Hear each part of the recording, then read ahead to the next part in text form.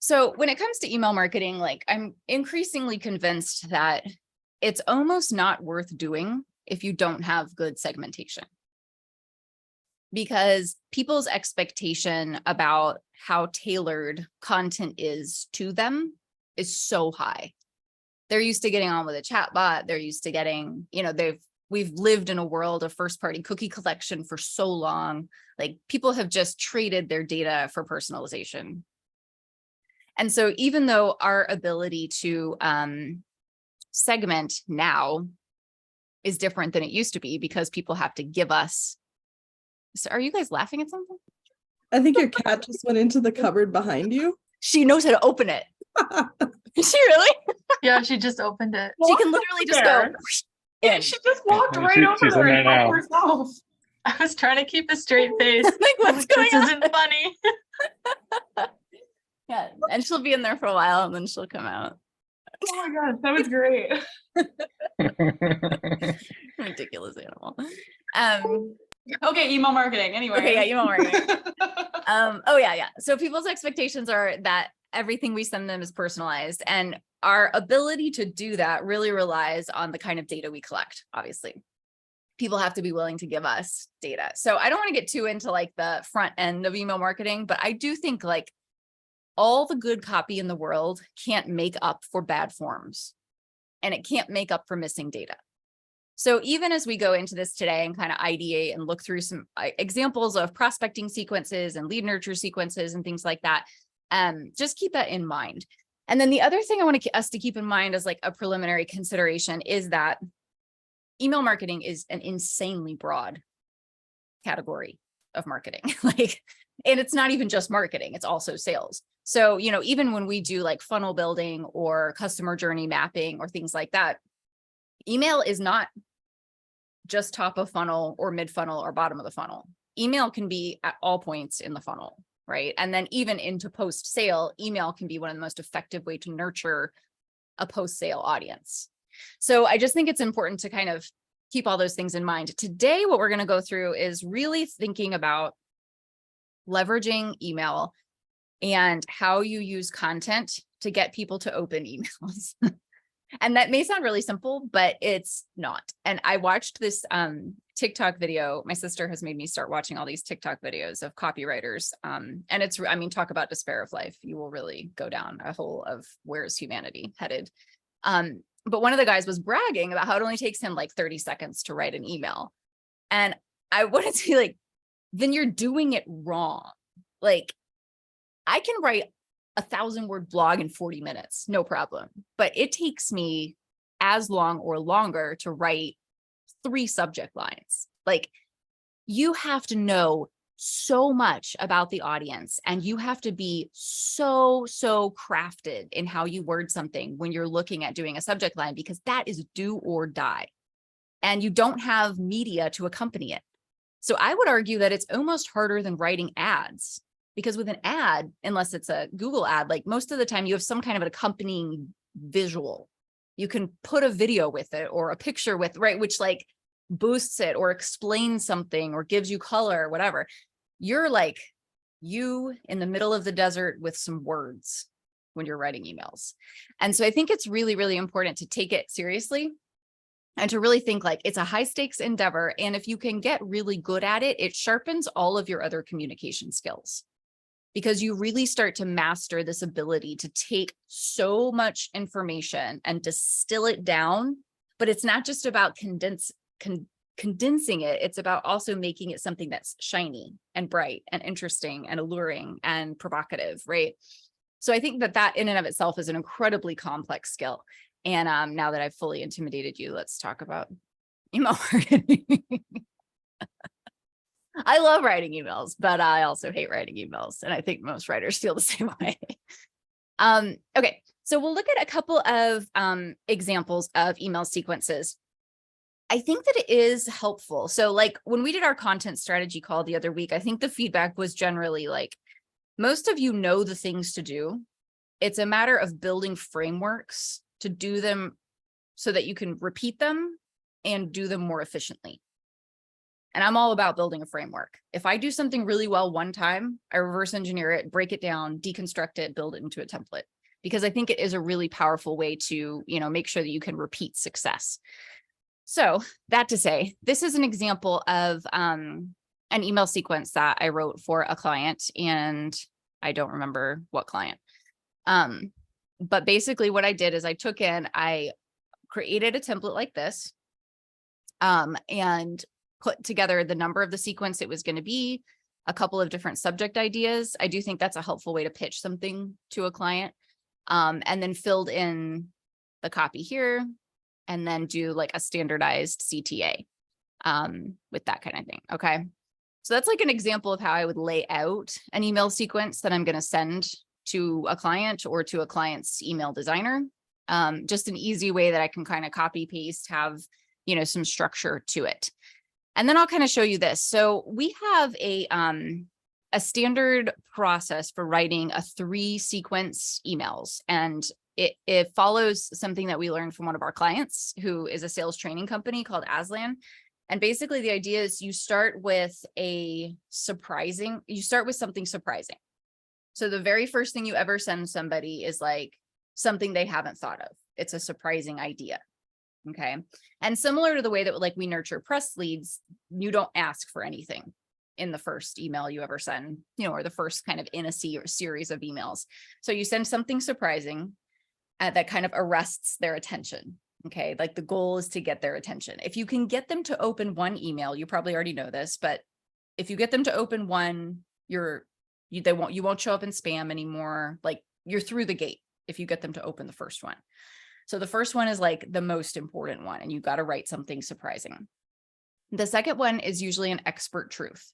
So it is positioning yourself as an expert in the space, or providing some kind of marketplace commentary, data, something that something that proves your street cred, that makes whoever the sender is feel like an authority figure. So you start with something surprising to get their attention. That's email 1. You do something deeper, an expert truth, and that's 2. And then the third one is when you actually do an ask of some kind. So you position, we've already proven that we can get your attention. We've proven that we know what we're talking about. Now the third is like an appeal, asking you to do something. So that's like at its very simplest form of a formula that we follow a lot. And if we're going to do, like, for instance, prospecting sequences like you see here, actually I stopped sharing my screen, sorry. Prospecting sequences like you see here, basically we'll begin to like follow that cadence and do a lot of open-ended questions, and then here's like proprietary information, right? So market growth projections, here's something about the market you haven't thought of. And then the last is always a proprietary benefit or something that we can offer that other people can't offer. Another thing that I'll just mention before I go and look at some of Caitlin's examples is that in this three-parter that we always pretty much track with, if we're going to do generic prospecting sequences, the fastest way to deconstruct a really good email is to pull out a pain point and a value driver.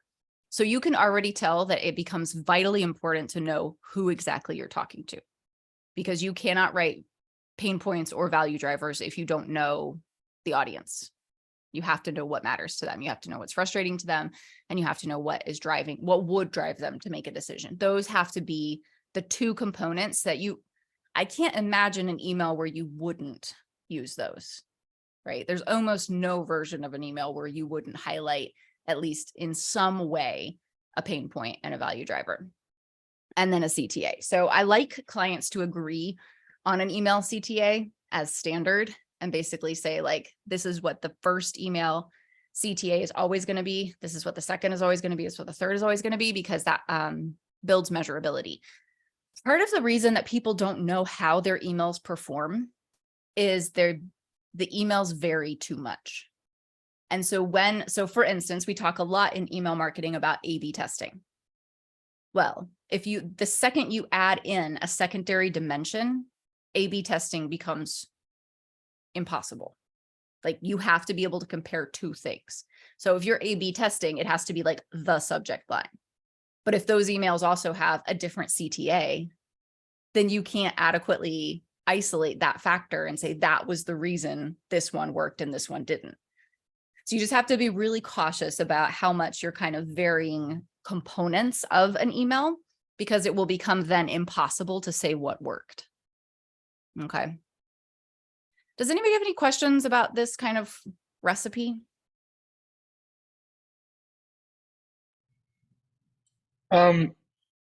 Is it always kind of like stuck in the 3 email kind of category? Is there like room for kind of adding some more in there without disrupting the formula?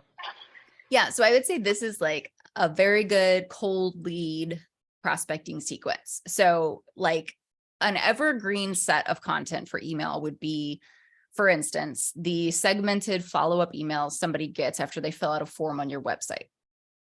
And they would get like these 3 emails. What you would do after this, if you wanted to do an email a week, right? So we have clients that we've written 52 emails for every segment of their audience, because they want to do an email a week forever. So that becomes a little bit more nuanced, because because these 3 are going to have to change, right, over time. So if you're making an expert insight, that can't be old or stale. So these are the kind of emails that you're going to have to go in every quarter and refresh and juice up. Then you want to create a sequence of evergreen content that you don't ever have to go back to, because it's incredibly time consuming to write. I mean, if a client even just has 3 audience segments and we write 52 emails for each one of those, like it's a lot, right?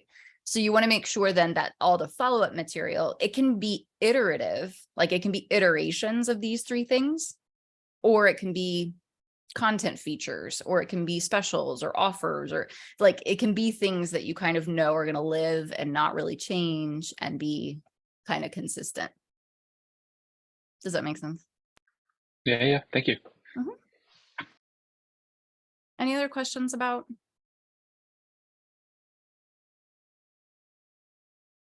All right.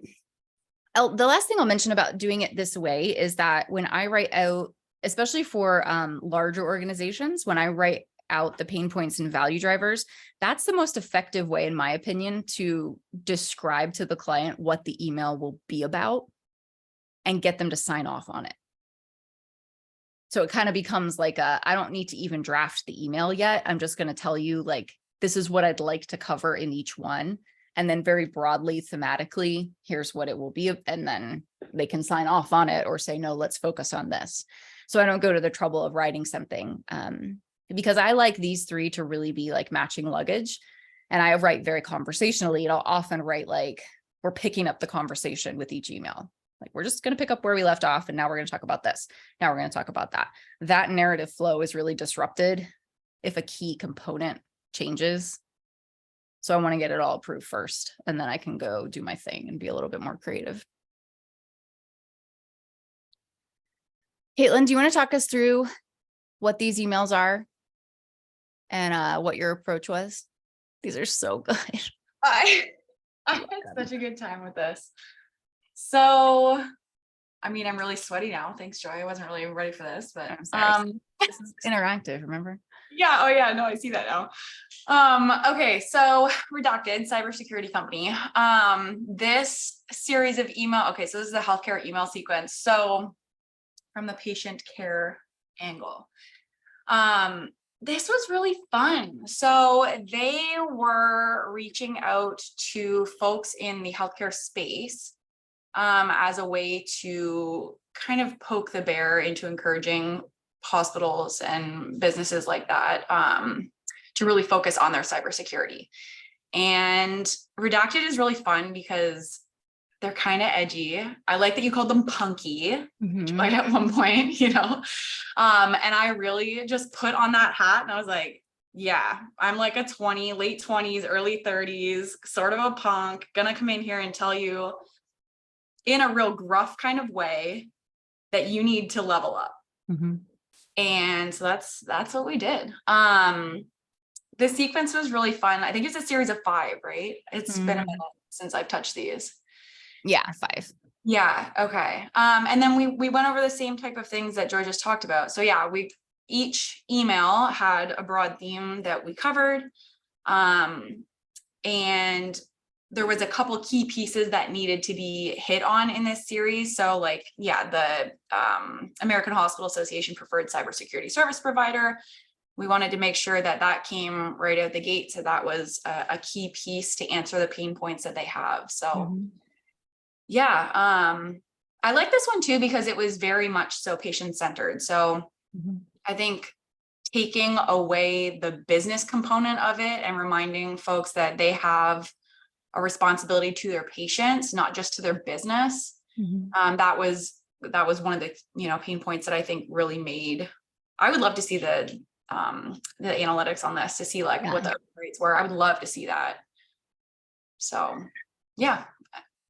Yeah. So what are some of the things that you guys observe? Let's look at email 2 because it's nice and short. So what are some of the things you observe about the way she structured this, or some things that you would call out as solid? I really like how the subject line kind of leads into the preview text. Oh, sorry. So good. I was going to say, I like how it's very conversational.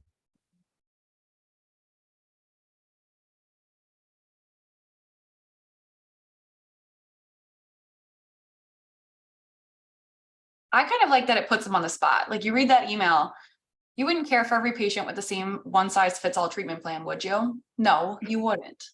I like that. I thought it was clever. It's presumptuous. I like it that. is. Yeah. Yeah. I think I like that. Sorry, go ahead. I was just going to say, I like that too. Even with email 1, it has a similar format. Like, here is how you're feeling right now, but you know what? You deserve this. So I kind of like how how you pull it into that. It's nice. Yeah. Very confident. It's That's got really a like real how call and response vibe. Yeah. Sorry. Go ahead, Sanders. Oh, I was just gonna say, what Caitlin pointed out, how that first question, it doesn't get you to say yes, it gets you to say no. Like, no, of course I wouldn't do that. The ultimate negotiation technique. I've been looking for a watching no. those Chris Voss. I've been watching them. Don't tell Rob. I won't. Yeah, beautiful. I like this one a lot. Weird flex. Weird flex, but okay. Yeah. I think that's good. I think, me, I love me a 2-word, 1-word sentence. Like the shorter, the better. I think that is, it's a good cadence. And you think about the cut on a mobile device too. That was always a challenge when I was doing these, because I wanted to have the most impact in the least amount of characters, right? And because when I open up my emails, half the time, everybody's preview text is all cut off. And I'm like, okay, nobody paid attention to this. And it irritates me. So Go back there. For Pete's sake, you are a problem today. in the closet, cat. Came out. Yeah, I liked this. You used a lot of good authority statements, which I definitely think was generally, kind of the brief.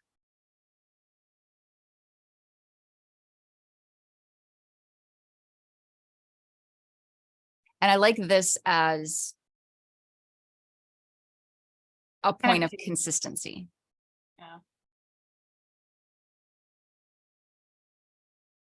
It's also a really strong closing statement there. Your patients deserve it. That's very strong. Yep. Okay. Well, I think that was a good kind of little taste of what we think is good and what we think is excellent. There's a lot of times we just spend a lot of time tearing things down and trying to decode what we don't like. But I think it's important for us to also spend time, considering what is really good. So I thought this would be fun. Let's do a little scavenger hunt. So everybody look in your inbox right now. I'll give you like 2 minutes and try to find a subject line of an email that you've gotten that you think is worth sharing. I'll drop this in here and you can just copy and paste it. And if you find, like, if you're like, I don't have any good ones, then find a bad one, but preferably a good one.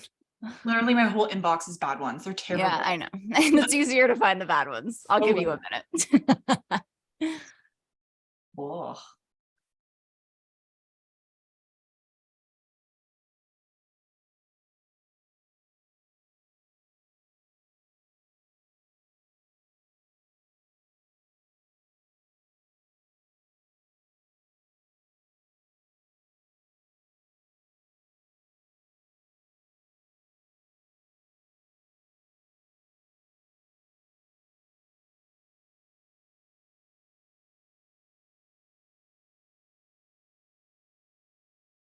I immediately got distracted and didn't do it. Okay, hold on.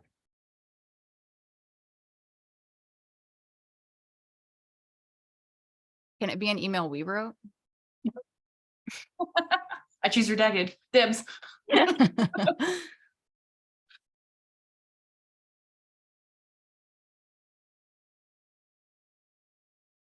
this giving you perspective about how hard it is to write a good one of these?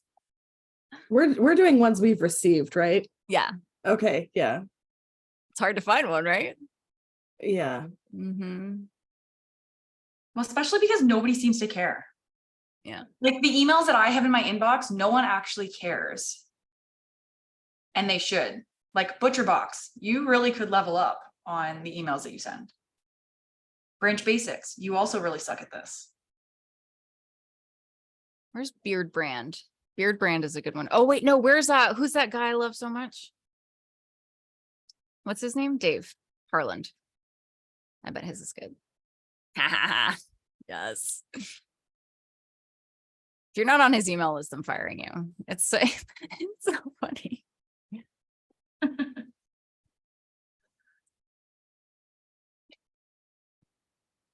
I'm just posting interesting ones at this Yeah, I point. am too.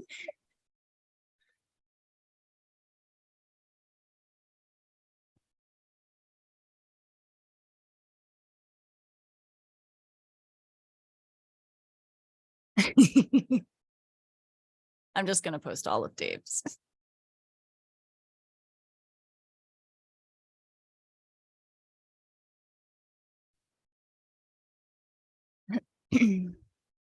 So, oh, I'm noticing a theme in what I like here.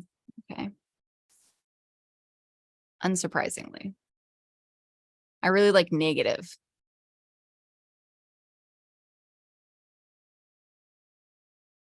Yeah, they make you pay attention. Uh-huh. When it's like counterintuitive, not counterintuitive, but It's nega marketing. it's Trademark.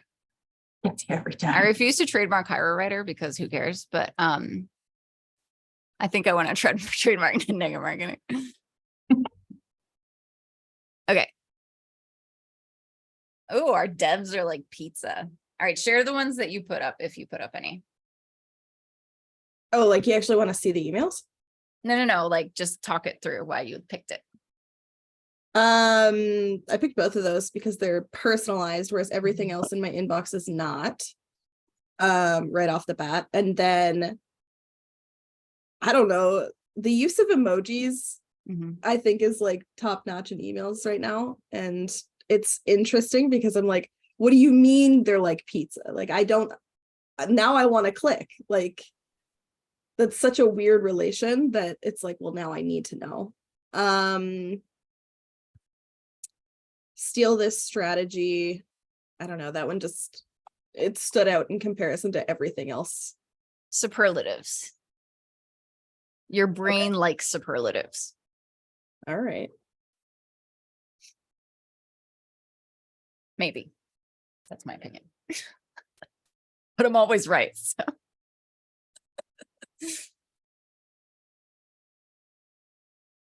Of course, Sanders has DJ related stuff. I love No, Teddy, mine like, oh God. And ours are all about cooking. We're so predictable, you guys. I didn't post mine, but I like run the book fair at my kids' school and I canceled them for the rest of the year because we're transferring schools. So today an email popped up that said, your scheduled book fair, looking forward to hearing from you. And I'm like, wait a second, I didn't do that. And I click on it and was like, we're so sorry that you're not scheduling another one. I'm like, oh, okay, no, I did the right thing. But she's like, yeah. That's clickbaity. Oh yeah. Threatening me. Yeah. That's so funny. All right, Sanders, are these to you? Yeah. All right, talk us through. Well, I mean, I like the get rich quick one, Yeah. or it doesn't work Yep. because this is coming from, I want to say some person who's trying to sell their like crypto trading book or whatever. But I'm always attracted to people who are like transparent about what it actually takes. You know, it's like this is not going to be easy. It's going to be hard. So I feel, I don't know, you might even get more genuine leads from that. People are more apt to listen to what you have to say. It almost builds like trust because Mhm. like I'm not trying to just trick you. Hmm. And then keep the party going. Obviously, it's a very niche audience. This is coming from Beatport, and they offer like what's called DJ pools, where you, as a subscription, you get access to a bunch of tunes. And I just like that heady. Like I've never actually, I mean, I've probably used it in conversation, but I've never actually seen it spelled out. It's just funny to see. And then I found one that I did not like, and I've been getting a lot of these. The the political emails are really getting crazy, and I just never really enjoyed like kind of being called out or like being put into a corner. Like you don't know me, you don't know what I'm doing. So I really don't like those. Are Kind of you voice it. not a good Democrat? That's like Yeah, annoying. I want to hit massive delete very fast just because. Smash that delete button. Right? Like, what do you mean am I not a good Democrat? What does that even mean? oh yeah, there's a bunch of them, and it's like, is this not still a good way to reach you? All kinds of stuff. A Yeah. very urgent notice. Lots of red emojis. Unsubscribe. They keep coming back. I don't know how they keep getting my email. They probably just never take me off the list. Mm-hmm. Just tell them you're a Republican. Mm-hmm. No, I'm not a good Democrat. Stop emailing I'm me. not. I'm the opposite, actually. I'm not a citizen. I don't even go here. Why are you emailing me? I live on Mars. Good. I like those. All right, Caitlin. So a couple of mine are from Jill Winger. She is just the Prairie Homestead lady. So obviously cooking through the cow, Caitlin caught my attention because I was like, oh, we're cooking through a cow now. Excellent. We're going to learn about all the different uses for all the parts of a cow. It was very much like checking the box for what I needed to hear that day. Cat's out of the bag. I knew that she had been kind of working on something, but hadn't told anybody yet. Turns out she's writing a book, so I was super stoked about that. And then Jenna Kutcher, I used to follow her for a long while, and her emails, I loved when she did a ton of marketing stuff, but it's like slowly turning into more of lifestyle, and I'm like pulling away from that because I don't want your lifestyle stuff. Like, I'm sure it's entertaining and I'm sure you have a lot to say, but I don't want it. And so there was an email series that, I don't know, came out, and I unsubscribed, and the email that came back was, is this awkward for you too? And I was like, I feel a little called out. Like, oh, I'm sorry for unfollowing you. Yes, it's awkward now. It's awkward. You've made it awkward. You made it awkward, right? Yeah. But then I ended up downloading another guide that she had, so it put me back in the wheel. But like, yeah, they were just kind of ones that hooked me for whatever season of life I was standing in. Interesting. Okay. These are mine. These three are Dave Harland. Again, please. GPT. He's everything. I'm obsessed with him. I told you I'm going to sponsor his newsletter just so he knows who I am. I'm a major fangirl. I think he's a fantastic writer. And I mean, like, I like laugh till I cry, like when I'm reading an email. It's unbelievable. Like, maybe it's just my sense of humor, but this is QuickBooks. It tells me there's money on the way so I can pay you. That's great. And that's literally just because it's simple and I'm not going to go into QuickBooks and look for things. So great. Perfect. Thank you. Now I'm good. I know that I've got that coming, whatever. Battle of the Buddy Shop. Hilarious. This was a hilarious story that he told in an email. It was a perfect hook. Like, what is that? I have no idea. Again, maybe it's that curiosity. It piques our curiosity. Okay. Like there's an unknown on the other side of it, like a good unknown, not like you've been served, but like something interesting and wonderful. Okay. And then ChatGPT. because it's funny. If you do wordplay, I will open the email. Like if it's a pun, if it's a metaphor, like, because respect, like, so I think that that's one for me for sure. Okay. And then this email is not about you. Like, I just love it. So good. Please subscribe. He's so good. Okay. But maybe don't, because if his email list grows a bunch, then my ad will cost more. Well, I just subscribed, so Okay, good. It's called The Word. you're gonna fire me. And follow him on LinkedIn. He does this thing called Confuse the Scammers, where he has like these long drawn out conversations with people who are trying to scam him. It's so funny. On it. I'll be like crying. Like, so funny. Okay. Enough Dave Harland. All right. Who is this? Was that me? No. It had to have been one of us. Anybody? I put the we messed up one, but Yeah. unless that was yours, Joy, I might have put mine out of place. Oh, maybe I did. Yeah, I like that. That's sweet. What did you like about it? I didn't know what they messed up on, so curiosity. I opened it, and then they just like, I think it was for Michael's or something, and they sent out little coupons for like, it's a craft store, and We know Michael's. I think they sent out the wrong one, and then underneath it they're like, but we have this amazing deal or something. So That's good. yeah. Oh They're my owning it. goodness. All right. Roxy, we're all yours. Terrible. Oh no, you did first. Mine was, yeah, I've gone. I did my part. I've immediately lost track. Okay. Thank you. All right. So summarily, seems like what we like: surprises, superlatives, checks the box for what I need or want to hear. It's either the follow-up to a teaser, something I've been waiting for, wondering about, piques our curiosity. There's an unknown element, and wordplay. So that's all really valuable feedback for us to keep in mind as we're writing emails. Like, those are the things we like, which again is something to tune into, because you aren't just a content creator, you're a content consumer. And if you gut check production against what you would actually be interested in, it will help you avoid going into cliche land and setting up camp there. And then what we don't like things that are pushy, harsh, negative, urgent, or misleading. So that's good. All right, let's have some more fun. So let's rework this. May sale starts now. Let's try to rework this 10 ways. Do you want to type it, or do you want to talk it out? What? When I hear that, I hear JCPenney. JCPenney. JCPenney. It's exactly what I was thinking, like Macy's. Macy's. Have you ever Like- seen I Heart Huckabees? No, And she's but like hats and socks. Like, yeah. So do we want to type it or talk it? Sorry. you could say like, may the odds be ever in your favor for this sale. I love it. Yep. May the odds be ever in your favor. Maybe you'll find something you want to buy, or something shorter than that, but Hmm. mm. I almost just like that. Mm-hmm. Oh yeah. Symbols are a safer bet than emojis, although I like emojis. But like when I'm doing international campaigns, I only use symbols because email servers translating. Oh, good point.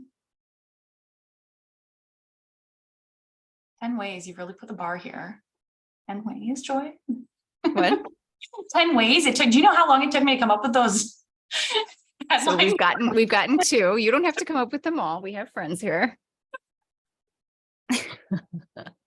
And it doesn't have to have the word may in it, just to be clear. The We've all fun. immediately stalled out trying to think of words that have may in them.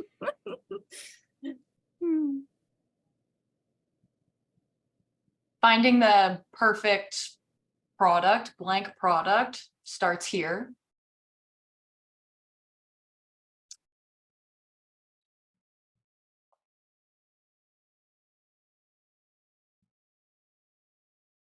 Mm.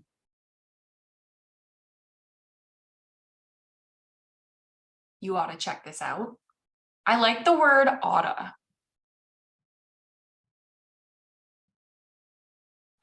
May not be on brand for Macy's, but This doesn't have to be Macy's. just what's in my head now.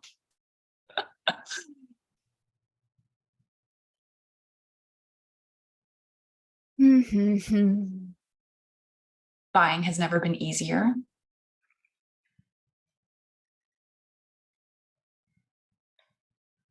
Even like spring motifs, like flower, final bloom, flowers. I always do a last call when I do promotional emails. You know what? I like the last call thing, except there are 2 brands that always do a psych, we've extended another 24 hours. I hate that. Yeah. I absolutely hate that. I want to feel FOMO and not second guess whether or not I'm going to have another chance. Makes me crazy. No more FOMO. Wordplay. I'd open it. Yeah.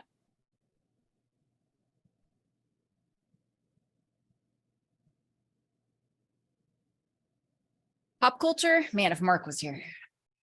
He'd be crushing. What movies are out? You can't use anything about The Crown. That's too controversial. What? Because people are real anti-monarchy. It's like a whole thing. I grew up in Canada. We You will get destroyed. Like, Oh no. yeah, no Crown metaphors, references. Pretty boopers. Sanders, what do you think? Any ideas? I was thinking like something off the play off like the April showers bring May flowers. What do May flowers bring? Savings. That might be too long.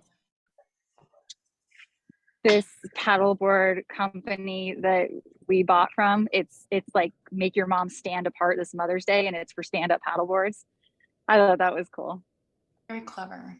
Cool mom. I'm a cool mom. Isn't that Tina Fey? Yeah.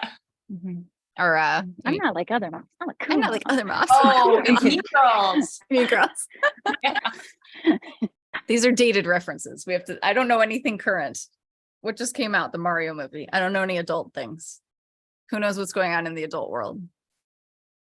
Guardians of the Galaxy is out now, but I don't know how to Guardians of relate the that to Galaxy. May sales. I guess it would depend on the brand. If you say out of this world Think savings, then like we're all Star breaking. Wars, May the 4th be with you. Yeah.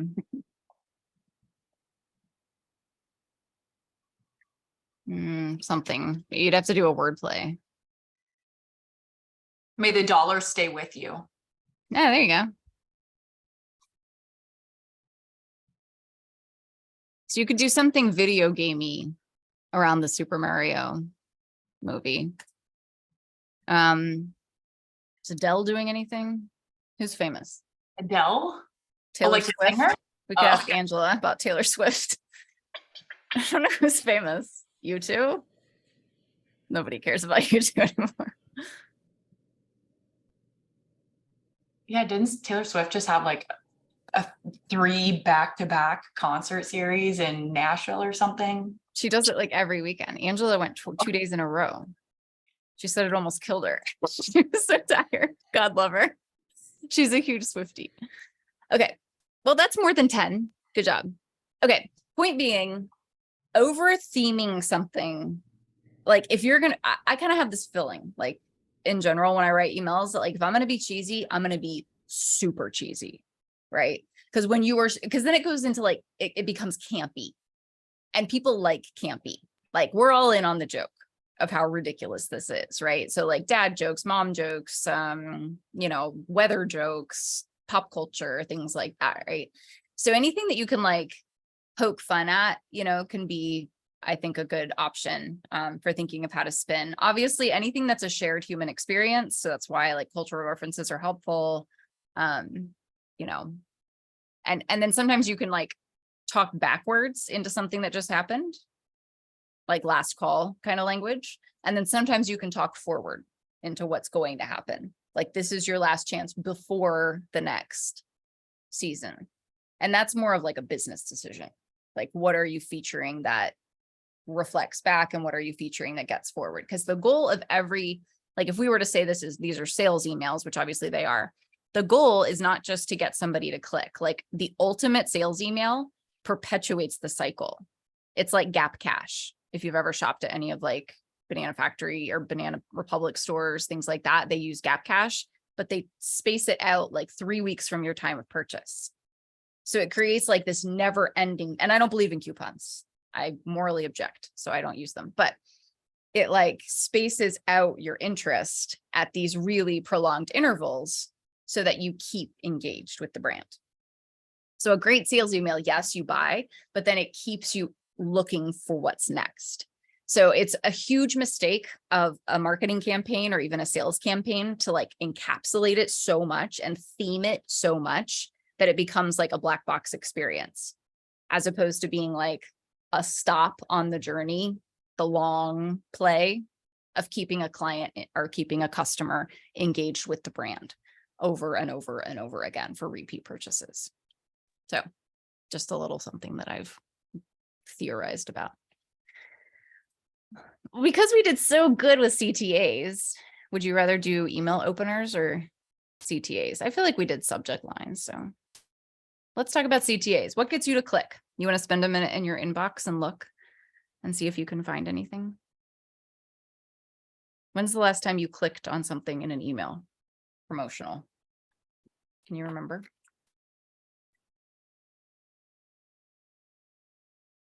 Usually when it's like free downloads, Mm-hmm. little freebies. Yep. I clicked on something. I was interested in a book. It's one of our clients wrote a book and I wanted to read it. And she gave a free chapter. Ooh. And I ordered the book, but then I was like, just wanted to skin it, see what it was like. So I clicked on that. So keep in mind, an email CTA isn't sign up, right? An email CTA, they've already signed up. So where do you want them to go? What do you want them to do? Like that effort, that catalyst is different than like the CTAs you put on your website. This isn't learn more, sign up. This is like shop now, download here. Like you're further down the funnel. You're already in their inbox. You've already won the marketing battle. Now you're just trying to help the sales team. I like take a peek. Yeah, take a peek is good. Feels non-committal. Like I can take a peek. I can peel out if I don't like it.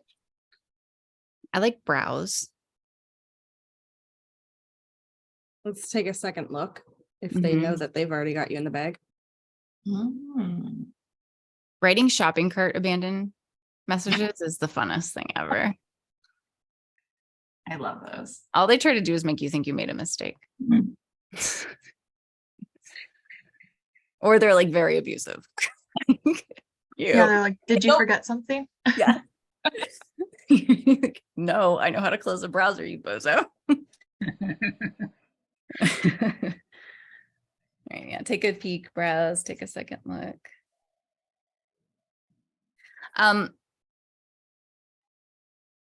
Customize stuff, like your personal invitation just for you. Is this on your list? Like hyper targeted is meaningful to me.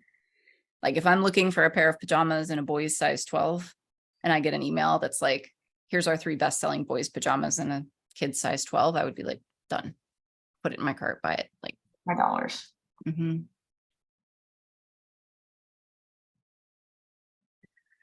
So yeah, any kind of curated invitation.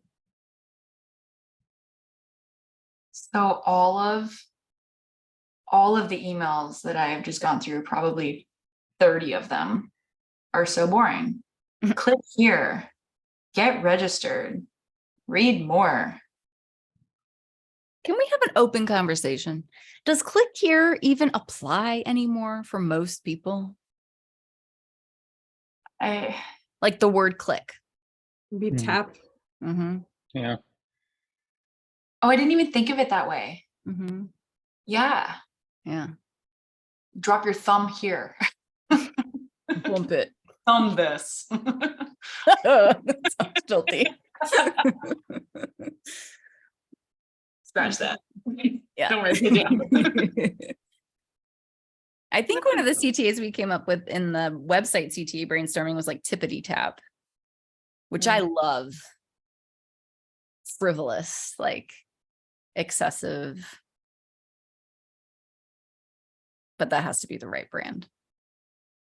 Yeah, I can't imagine Modus being like tippity top over here. Like, I like this one. What'd you say, Roxy? This one says shop the drop because there's like a launch That's cute. of, yeah.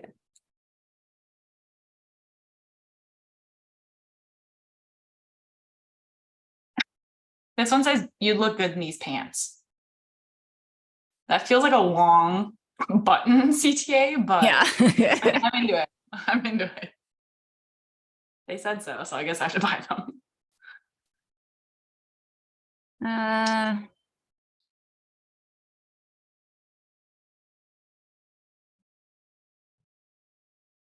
Any ideas, Faith?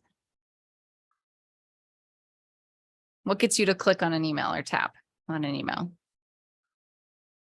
Yeah, I was just looking. I mean, Yeti is like a brand where they don't do a lot of promotions. So like around Mother's Day or all these things. So I just saw free customization and free shipping before Mother's Day. Get it by da da da. You know, like when they throw you just a little bone, and then you're like, oh yes, yes, I'll take that. You know, but when it's a good product that you like, when it's like Belk, you're not gonna. No, I don't need 20% off. But like you said, Joy, especially when like you're looking for kids' clothes and you can't find it, like a specific size, if it's like a half size or something, and then literally Gap emails you 20 minutes later, found it, it's back in stock. You know, it's like they do that on purpose. Back in stock. Yes. Yeah. A limited run, limited edition. Oh, you're so right. There's like these pair of Crocs that has like spikes on it, like a punk rock, you know, like big old spikes that were a limited edition that Gold wanted.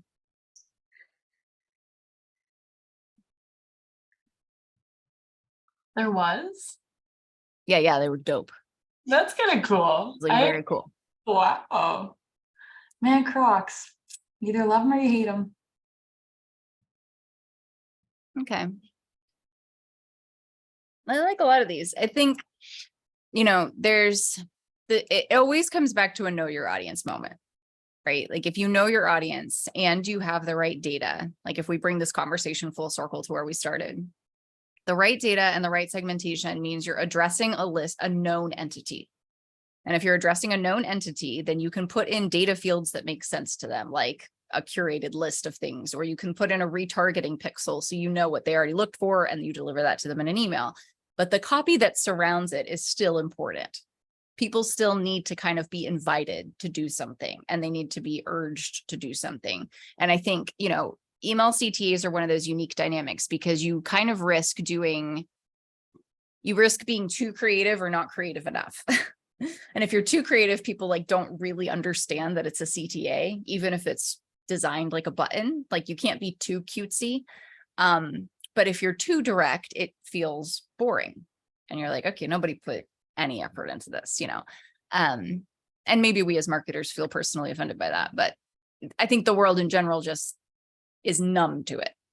Like it's a very numbing dynamic when you see learn more, click here, shop now. So I think it's worth our time to always be like your spam box in your inbox can be a really valuable place to go look for stuff that you wouldn't normally read, which is helpful for both good and bad examples. So I would say just skim it with this lens and think like not just so much exactly what they say, although you can do that and literally just start copy paste like idea lists and idea parking lots of phrases and things that resonate with you. But more so begin to like think deeper about it and think about what is the format of this that resonated with me? How many words was it? Did it include an emoji? Like, and then do the kind of self-analysis of like, what kind of buyer am I? And why was this successful with me? And then like extrapolate out the principle of what you're interpreting as a consumer because that in and of itself is going to give you insight, not just to people who are like you, but then you flip it and say, okay, so people who are not like me would probably respond to something like this, right? Or in this context or in this way and things like that. And the more of that kind of analysis you can just bring, even if it's very quick and very infrequent to your regular life in engaging with marketing content as a human, the faster you'll be able to be creative on demand like we were today. Where it's like, because you've consumed it and you've analyzed it and you have some idea of why it works or doesn't work, you can kind of immediately filter through the ideas that come to your head when you try to put together some messaging like this. Does that make sense? Okay. Does anybody have any questions? Thanks for the hang. All right, next week is, should we look? Does anybody know? Let me see real quick what next week is. To be determined.